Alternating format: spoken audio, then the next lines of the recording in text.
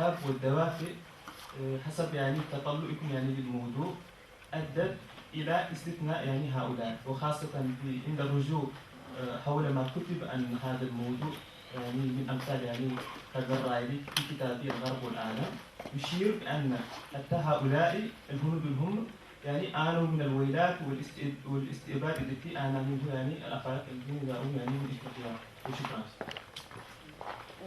Merci. Donc, je vais passer la parole, mais rapidement. Je vous demande d'être très bref. On a 5 minutes pour répondre.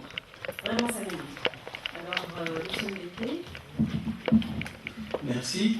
Il n'y a pas de questions posées en tant que telles, mais je voudrais juste réitérer ma question. Nous sommes donc en social-démocratie. Nous voudrions le bien-être de tous les hommes et l'avancée de l'humanité. Et l'avancée de l'humanité suppose l'avancée de tous. Même s'il y a solidarité dans la pauvreté, il faudrait qu'il y ait une solidarité agissante. C'est en cela que je pense que la réflexion mérite d'être menée si le Maroc, à cause de sa proximité et de ses capacités, son avance par rapport aux autres pays, cherche à aller davantage en Afrique. Nous voyons d'autres puissances émergentes en Afrique. On pourrait parler du Nigeria, on pourrait parler de l'Afrique du Sud. Je crois que cet ensemble doit mener une réflexion pour fonder la nouvelle solidarité africaine dans une perspective de faire apparaître l'Afrique dans ce mouvement mondialiste qui est en cours, au lieu que ce soit de nouvelles formes d'impérialisme qui concurrencent ou qui travaillent en concurrence avec les autres qui sont déjà là sur le marché. Et c'est en cela que je crois que la réflexion est importante pour voir quelle action, comment orienter cette nouvelle démarche vers l'Afrique pour que l'Afrique soit émergente ensemble. Ensemble, nous pouvons s'en sortir. Mais seuls, je crois que nous serions tous noyautés. Nous, d'abord, et ensuite, ceux qui semblent chercher donc cette émergence-là. Merci. Merci, monsieur Kounkoul. Voilà. Bon, assez rapidement, pas le temps, rapidement. Je parlais de modèle et d'expérience. Mais comme vous l'avez si bien dit, on ne doit pas avoir peur des mots. Un modèle n'est vrai que parce qu'il est faux. Un modèle n'est vrai que parce qu'il est faux. Mais effectivement, je partage l'idée d'expérience. S'agissant de convergence, c'est au rôle des politiques, bien entendu, de construire des convergences entre les pays. Et c'est au rôle, je dirais encore mieux, de la société civile, de travailler à la construction de convergences entre États, entre peuples, etc. Donc, le rôle de la société civile, il ne faut pas le négliger. Troisième chose, s'agissant de comment financer l'économie du savoir, on finance l'économie du savoir en créant des écoles, en créant des établissements éducatifs, etc. Mais est-ce qu'on s'est donné la stratégie adaptée à la construction de la société du savoir? C'est là tout le problème, à mon avis. Donc, on investit, on construit, mais à mon avis, tout en ratant chaque fois le coche. Rien ne se fait sans discours. Le discours est utile, bien sûr, le discours quand il est raisonné, quand il est orienté, il peut fonctionner comme levier de développement, disons qu'il permet de dégager des idées pertinentes, pratiques, etc., pour aller vers le développement. Comment prioriser? On attribue des bourses, par exemple. Il y a un collègue qui a posé la question comment mettre en place une politique, disons, qui priorise dans le cadre d'une stratégie de développement. Au Maroc, on accorde des bourses, par exemple, mais on accorde des bourses comme ça, sans accorder ces bourses dans un cadre qui privilégie des objectifs pertinents, des objectifs, voilà, des objectifs stratégiques. Moi, je pense que c'est lui. Il faut revoir notre système de coopération entre pays africains dans le cadre d'une stratégie de co-développement. Je dirais de co-développement. Parce que le gain, en fait, est un gain partagé et toutes les initiatives actuellement prises au niveau des entreprises sont des initiatives gagnant-gagnant. Aujourd'hui, personne n'est dupe. Aucun État n'est dupe. Toutes les actions de développement, de coopération, d'investissement s'inscrivent dans une démarche de gagnant-gagnant, donc de co-développement. Merci. Merci. Donc, monsieur Admir.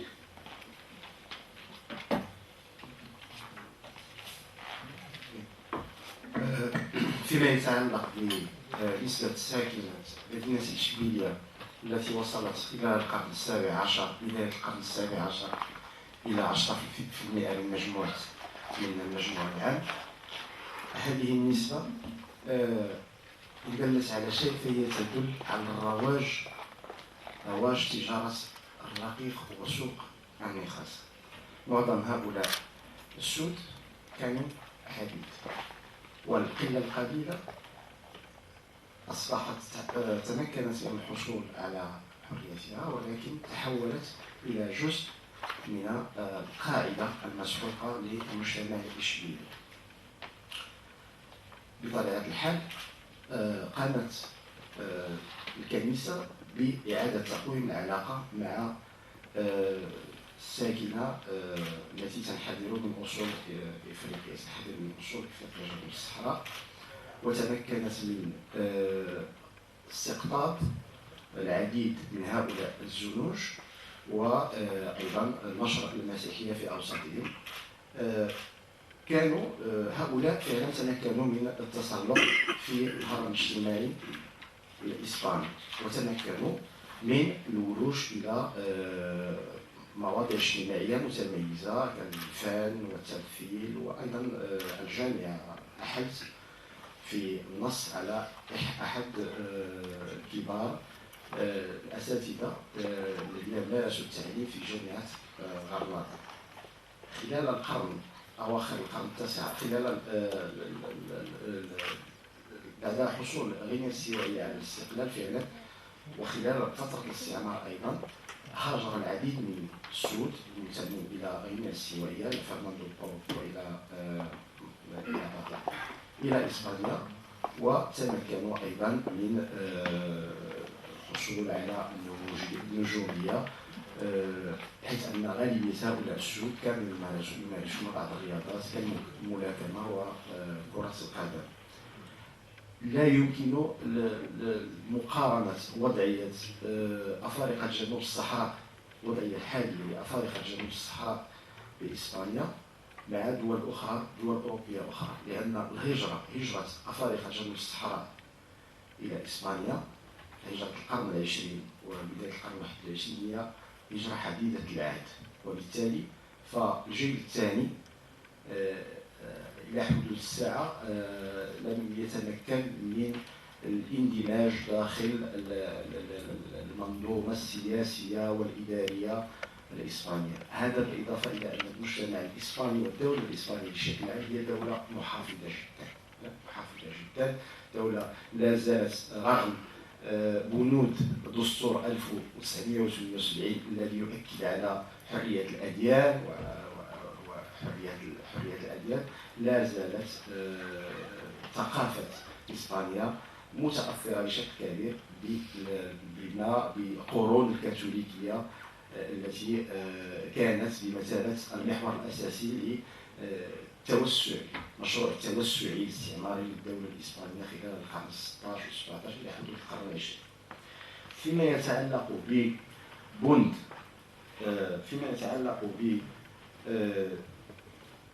la relation de la conférence, la relation de sa communication avec les axes du colloque, si vous lisez, monsieur, le texte affiche du colloque, vous trouvez qu'il y a un axe dédié à la colonisation. J'ai essayé de faire une comparaison entre deux expériences historiques différentes. La présence espagnole ou la relation espagnole avec l'Afrique subsaharienne, la relation espagnole avec le Maroc. Alors, en mode de conclusion, j'ai essayé de faire ou de souligner la confluence entre la perception des deux cas dans la mentalité de la population espagnole. فيما يتعلق بمسألة أو قانون بارتولومي دي لاس كاساس، فبطبيعة الحال عند وصول إرنان كورتيس بيسارو ومجموعة من القوات الإسبان الذين تمكنوا من احتلال بعد كشوفات كريستوفر كولومب احتلال تراب الأمريكي، عانت ساكنة أمريكا اللاتينية، عانوا الهنود الحمر من متابعات ومن يعني مختلف أنواع التعذيب، وتم يخليك إلى اختصر أستاذ لأنه ما بقيناش كلمتين. بطبيعة الحال لإنجاح القسيس بارتولومي دي لاس كاساس لإنجاح مشروع التبشير الذي كان يديره في أمريكا اللاتينية والاستقطاب الساكن المحلي لأمريكا اللاتينية استثناها وشجع تجارة الرقيق. هذا هو قانون بارتولومي دي لاس كاساس، استثنى الساكنة المحلية وأضفى الشرعية على تجارة العبيد ذوي الأصول الإفريقية. Merci. Donc, dernier intervenant, rapidement s'il vous plaît. Ok. Pourquoi des Marocains et des Guinéens? Parce que le nom du Maroc et la Guinée, c'était les colonies espagnoles de l'époque. Mais je crois que la chose, il n'y a pas de film sur le Sahara, je ne sais pas pourquoi à cette époque. Mais la chose significative, c'est qu'on fait des documentaires en Afrique, mais il n'y a pas de documentaires en Espagne. Donc, je crois que ça c'est la chose significative. Pourquoi la fraternité dans la maladie? Parce que dans ce morceau que je vous ai montré, on décrit la relation entre les patients tuberculeux espagnols et marocains comme des fraternités. Et je crois qu'on a choisi ces mots pas innocemment, parce que l'idéologie de la fraternité hispano-marocaine, c'était l'idéologie officielle du régime de Franco envers les Marocains. Donc je crois que le mot est très bien, très soigneusement choisi pour décrire ça. Donc je crois que pour moi, c'est une métaphore de la relation hispano-marocaine. Et finalement, sur la duration des colonisations, bien sûr, les Espagnols et les Portugais ont été les derniers à abandonner le territoire en Afrique. Mais je crois que la duration de la colonisation n'a pas forcément une corrélation avec l'intensité ou la typicité. Donc j'ai essayé de montrer que la colonisation espagnole c'était un peu atypique en relation aux autres colonisations.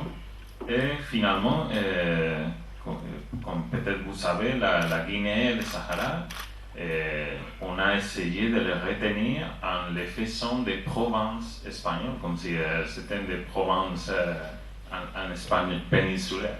Donc c'était une stratégie toujours atypique par rapport à d'autres colonies.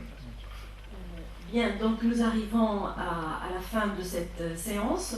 Je remercie au nom du comité d'organisation et en votre nom, si vous le permettez, tous les intervenants pour la qualité et la précision aussi de leurs interventions, les propositions qu'ils ont faites également pour une Afrique émergente.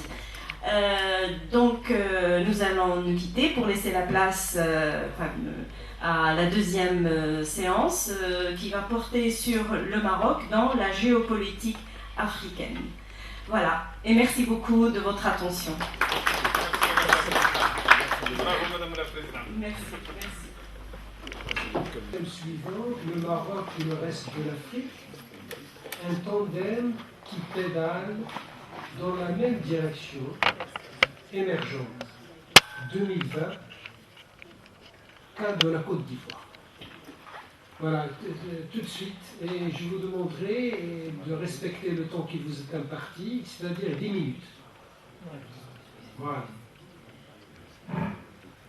C'est-à-dire vous donner carrément la quintessence de votre intervention. Merci.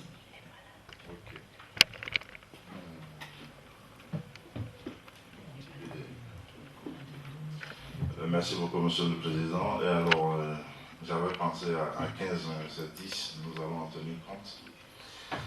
Alors, comme vous l'avez si bien dit, le thème que nous avons à développer, c'est donc le Maroc et le reste de l'Afrique, un tandem qui pédale dans la même direction émergente 2020, cas de la Côte d'Ivoire.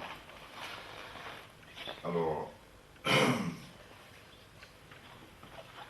pour revenir donc au thème principal, le Maroc et l'Afrique, nous avons donc ici une image qui l'illustre très bien avec Sa Majesté en compagnie de ses pairs, d'autres pairs du continent. Alors en février 2014, comme introduction, on a pu voir comment le président Alassane Ouattara ne se sentait pas bien et il était à Paris.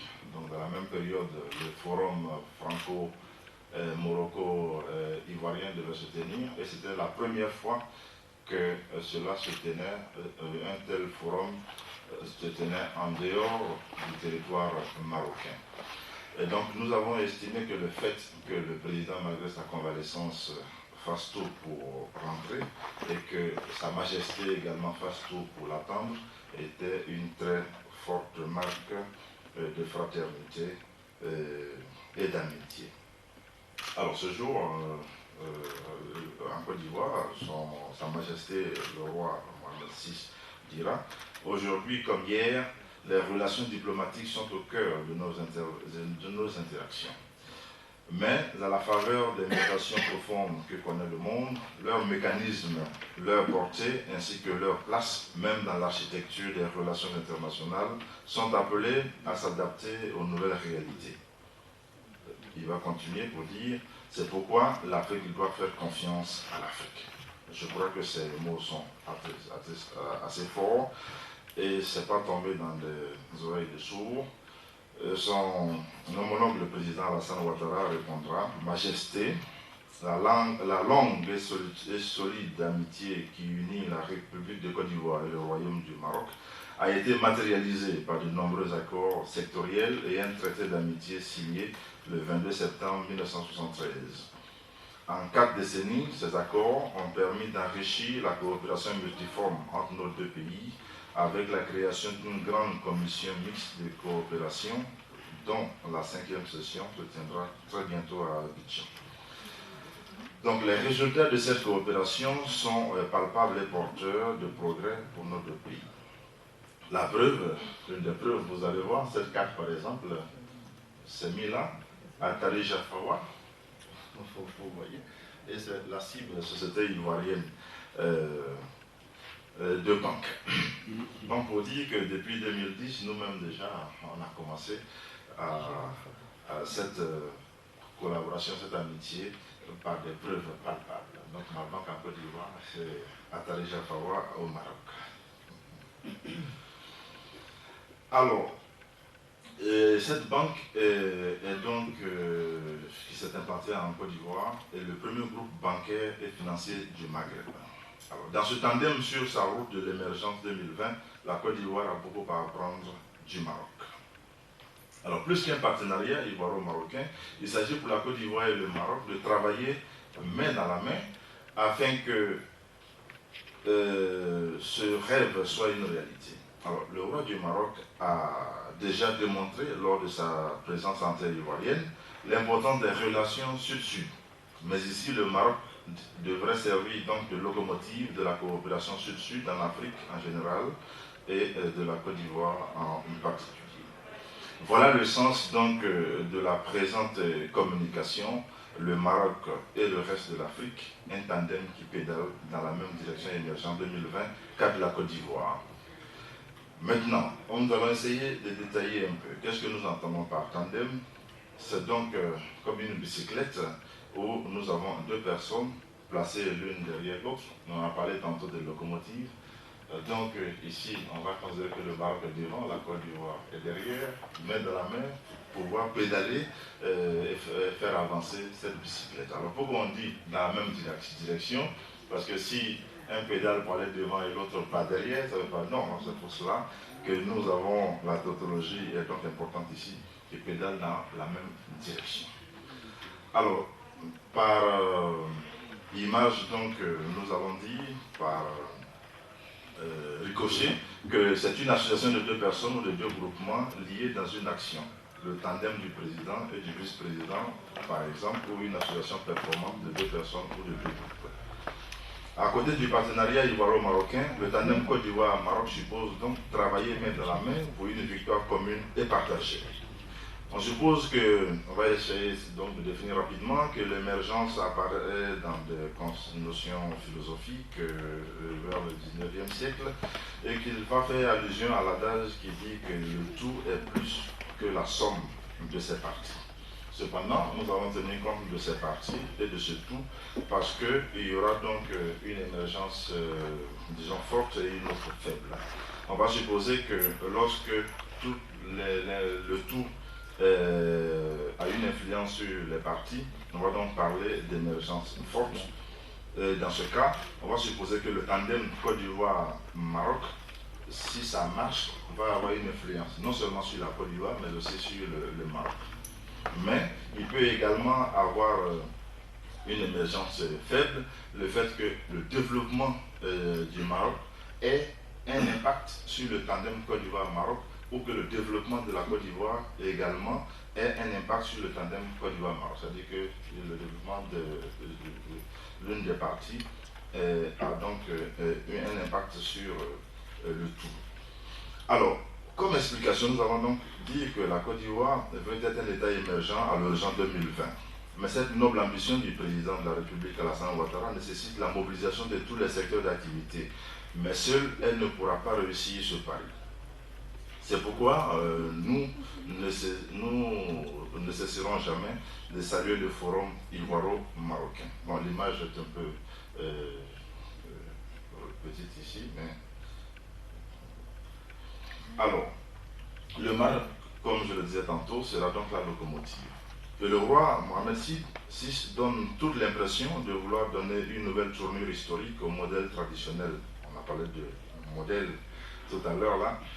Au modèle traditionnel de la coopération interafricaine. Alors, le Maroc en serait la locomotive et au niveau du tandem, celui qui pédalerait devant ou en premier. Alors, ce serait donc une autre, parler comme l'autre, une autre expérience si le mot modèle pose problème. Alors, ce tandem est un tandem de confiance. C'est une marque de confiance, comme l'a si bien souligné Sa Majesté. Il a notamment appelé les États africains à se faire confiance dans un partenariat de coopération sud-sud. Les projets socio-économiques que le Maroc est en train de lancer dans plusieurs pays africains participent selon son roi à la création d'emplois et à l'essor des PME et PMI qui représentent une véritable locomotive de développement du continent et la principale source de travail pour sa jeunesse. Avant de revenir au Maroc, voyons donc un peu la Côte d'Ivoire et l'Afrique. Alors, le Nigeria, en premier, est devenu le premier partenaire commercial africain, le troisième partenaire commercial mondial de la Côte d'Ivoire, a annoncé le chef de l'État ivoirien Alassane Ouattara, alors que son homologue nigérien Goodluck Ebele Jonathan achevait une visite d'État de 48 heures en Côte d'Ivoire. Au regard donc des énormes potentialités que possèdent les deux pays, qui sont parmi les principaux pôles d'attraction de la CEDEAO, il est indéniable pour le chef de l'État ivoirien que le renforcement de coopération entre le Nigeria et la Côte d'Ivoire favorisera le décollage économique de cet espace régional, donc son émergence. On peut voir en image ici les deux chefs d'État. Alors, sur le plan économique et principalement dans le domaine des transports, les deux délégations ont convenu d'accélérer l'application effective des conventions de transit inter-États adoptées par l'ensemble des États membres de la CEDEAO. Elles ont recommandé la relance du projet de construction de l'autoroute internationale Abidjan-Lagos, ainsi que les projets ferroviaires d'interconnexion, notamment l'axe Abidjan-Accra-Niamey-Cotonou et Abidjan-Ouaga-Niamey-Cotonou-Lagos. À cet égard, elles ont exprimé leur souhait de contacter leurs homologues du Ghana, du Bénin et du Togo en vue d'accélérer la mise en œuvre du projet Corridor Abidjan-Lagos. Donc on peut donc voir qu'une émergence nécessite une collaboration avec les autres en partenariat, gagnant-gagnant. Alors il y a également le cadre du Burkina Faso. Alors le Premier ministre Luc Adolphe Thiaw a en 2013 effectué du 7 au 10 février à Abidjan, en Côte d'Ivoire, une visite de travail. La première sortie du Premier ministre burkinabé en Côte d'Ivoire fait suite à la signature par les présidents Alassane Ouattara et Blaise Compaoré le 18 novembre 2008 d'un traité d'amitié et de coopération entre les deux pays. On peut donc voir ici le gouvernement ivoirien en collaboration, en travail, session donc, de travail avec son homologue burkinabé. Alors, un autre sujet non moins important a concerné l'approvisionnement du Burkina en produits pétroliers. Donc, il faut voir que le pays doit pouvoir s'entraider. L'un peut avoir une matière, l'autre ne l'a pas. Et comment s'entraider pour que l'émergence ne soit pas individuelle mais collective. Comme tout à l'heure, notre ami du Sénégal, monsieur le ministre le disait, à l'époque c'était plutôt une concurrence. On dit, bon, le Sénégal, au départ, était la capitale des colons. Il faut qu'un autre pays puisse concurrencer pour sortir. C'est ainsi que, bon, d'autres faux problèmes avaient surgi. Donc, il ne s'agit pas de dire aujourd'hui que, bon, aujourd'hui la Côte d'Ivoire est plus développée que le Sénégal. Ce n'est pas ça l'objectif, mais de voir comment nous tous on peut émerger pour que le continent sorte en entier gagnant. Alors, un autre sujet, comme je le disais, il y avait donc les produits pétroliers, mais aussi le projet de construction d'un pipeline Abidjan-Ouagadougou est d'actualité, et les délégués burkinabés ont déjà salué l'achèvement de la première tranche reliant Abidjan à Bouaké.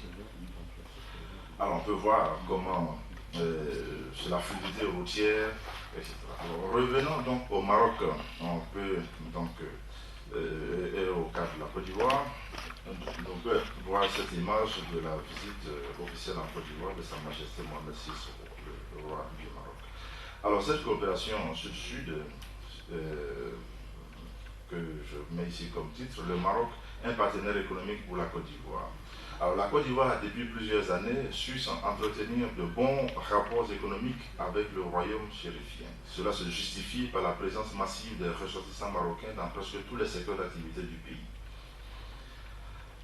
Il y a entre autres coopération, la coopération policière. Sa Majesté Mohamed VI et le président Alassane Ouattara ont réaffirmé selon ce communiqué, un communiqué final, donc, que le développement et le progrès ne peuvent être atteints sans la stabilité intérieure et sous-régionale. Ils, Mohamed VI et Alassane Ouattara, ont reconnu la nécessité d'une coopération policière accrue pour lutter contre les nouvelles formes de criminalité, notamment le terrorisme, la cybercriminalité et la piraterie maritime, ajoute le communiqué lu par le ministre ivoirien, le ministre d'État des Affaires étrangères, Charles Kofi Dibi, qui avait à ses côtés son homologue marocain, Saad El Otami. Alors, la Côte d'Ivoire et le Maroc, main dans la main, en image. Alors, le cas des investissements directs marocains à l'étranger est localisé en Côte d'Ivoire. Il y a donc un record dans les annales de la coopération entre le Maroc et la Côte d'Ivoire, c'est qu'on a pu signer au moins 26 accords. Il y a donc un protocole d'accord relatif à l'encouragement et à la protection. Peut-être les 26 accords, 26 accords. Donc, je vais aller rapidement comme il faut aller à la conclusion. Mais il faut voir que les investissements sont énormes. Le 25e ici, c'est une convention de financement de 50 millions de dollars entre la Banque centrale populaire et la Société financière internationale. Et le dernier accord, enfin, c'est donc la convention de financement de 60 millions de dollars, 30 milliards de francs CFA entre la Banque centrale populaire et la Banque japonaise. Donc il y a au moins 26 accords qui ont été signés entre le Maroc et la Côte d'Ivoire dans tous les secteurs. Alors, les projets, en conclusion, les projets socio-économiques que le Maroc est en train de lancer dans plusieurs pays africains participent, selon le roi marocain, à la création d'emplois et à l'essor